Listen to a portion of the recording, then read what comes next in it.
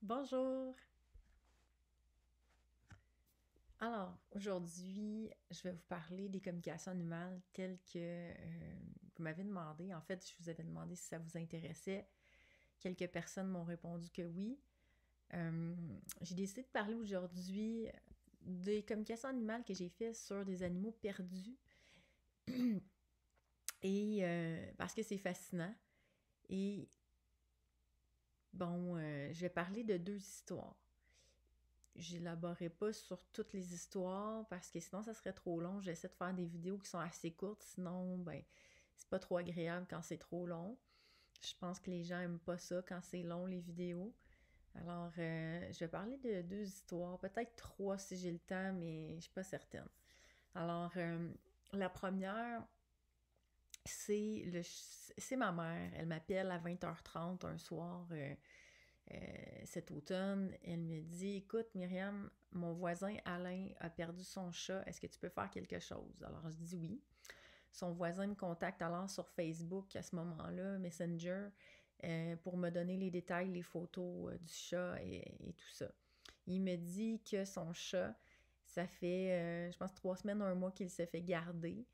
C'est des gens qui vont le voir matin et soir, je crois, qu'ils sortent pour qu'il aille à l'extérieur et puis il rentre quand il veut.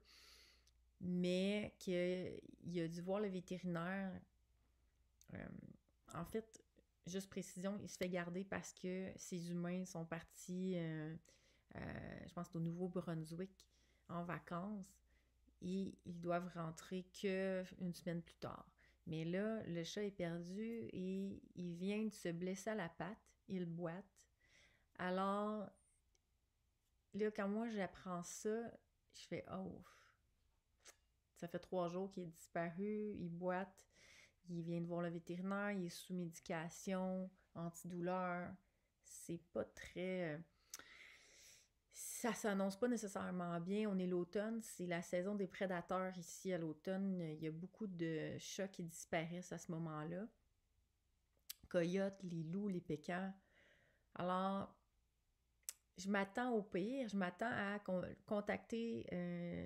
En fait, le chat s'appelle Lucien, alias Lulu. Et quand je me connecte, je me dis, mon Dieu, je vais avoir de la difficulté à capter. Il faut comprendre que les animaux perdus sont plus difficiles à capter.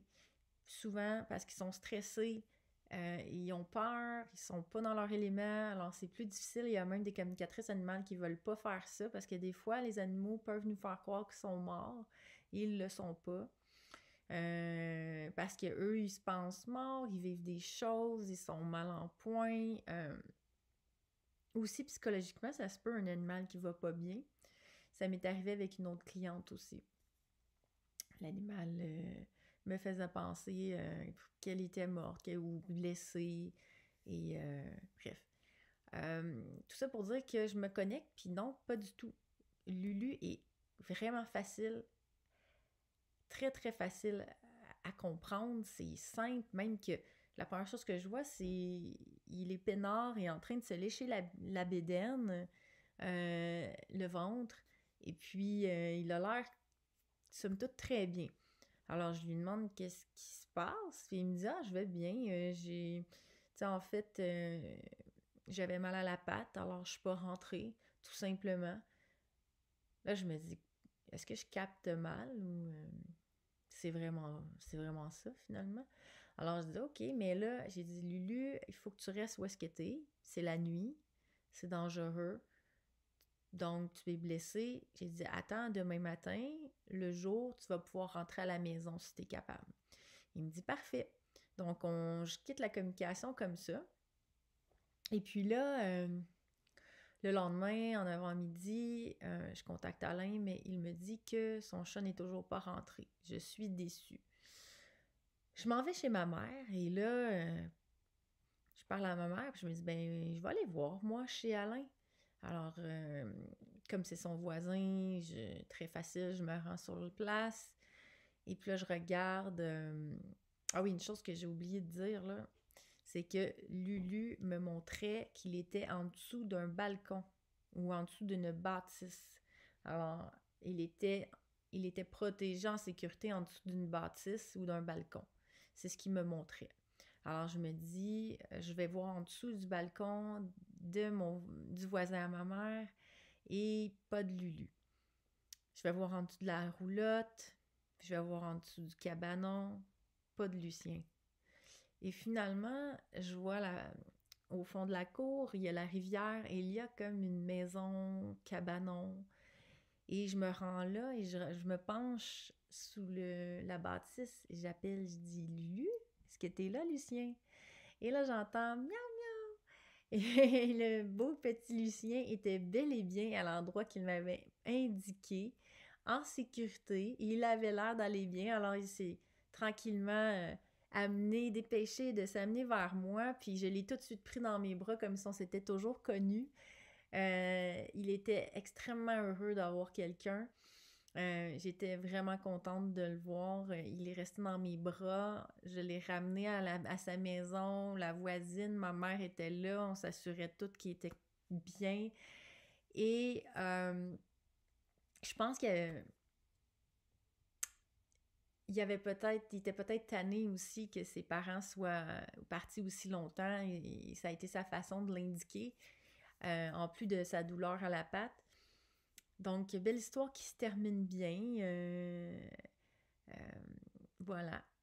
Vous pouvez aussi aller sur mon site internet lire l'histoire, puis il y a le témoignage aussi de mon voisin sur mon site. Et mon site, c'est communication-animal.ca.